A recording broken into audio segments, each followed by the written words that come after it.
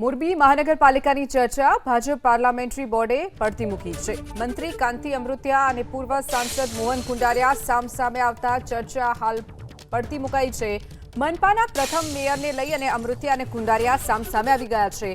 પેનલમાં આવેલા નામ માત્ર કાંતિ અમૃતિયા જૂથના હોવાનું પણ સામે આવ્યું છે, જેને લઈ અને મામલો ગરમાયો છે। તો પાર્લામેન્ટરી બોર્ડમાં એક હદથી મામલો વધુ ગરમાતા ચર્ચા હાલ પૂરતી પડતી મુકાઈ છે। નવા નામો પર ચર્ચા કરવા માટે પૂર્વ સાંસદ મોહન કુંડારિયાની માંગ છે, તો ટિકિટ ફાળવણી વખતે કુંડારિયા અને અમૃતિયા જૂથ સામસામે આવી ગયા હતા। તો ચૂંટણીમાં પણ કુંડારિયા જૂથે વધુ ટિકિટ લઈ ગયાની પણ આરોપો અમૃતિયા જૂથે લગાવ્યા છે। અમૃતિયાની જે ફરિયાદ હતી, ચૂંટણી પ્રચારના જાહેર મંચ પર અમૃતિયાએ કુંડારિયા વધુ ટિકિટ લઈ ગયાનો પણ દાવો તેમણે કર્યો હતો અગાઉ।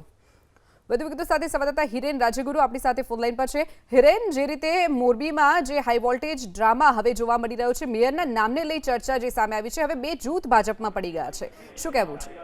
ગુજરાત ભાજપની પાર્લામેન્ટરી બોર્ડનો આમ તો અંતિમ દિવસ છે અને આજે અંતિમ દિવસે મોટાભાગે સૌરાષ્ટ્રની જે કોઈ સ્થાનિક સ્વરાજ્યની સંસ્થામાં ભારતીય જનતા પાર્ટીએ જીત મેળવી છે તેના હોદ્દેદારો એટલે કે મેયર, ડેપ્યુટી મેયર, તેની પસંદગી માટેની ચર્ચા થવાની હતી। મોરબીની ચર્ચા હમણાં શરૂ થઈ થોડા સમય પહેલા, અને ચર્ચા દરમિયાન મંત્રી કાંતિ અમૃતિયા અને પૂર્વ સાંસદ મોહન કુંડારિયા એની બંનેની વચ્ચે પાર્લામેન્ટરી બોર્ડમાં જ ગરમાગરમી થઈ, ચર્ચા ઉગ્ર થઈ, જેના કારણે પાર્લામેન્ટરી બોર્ડમાં મોરબી મહાનગરપાલિકાના મેયર, ડેપ્યુટી મેયર ની ચર્ચા એ પડતી મૂકવી પડી। કારણ એ હતું કે મામલો આટલી હદે ગરમાઈ ગયો હતો કે પાર્લામેન્ટરી બોર્ડમાં આ પ્રકારેની ગરમી વધી જતા એક સમયે કોને સમજાવવા એ પણ પ્રશ્ન ઉપસ્થિત થયો હતો। જો કે આ પ્રથમ વખત નથી બન્યું।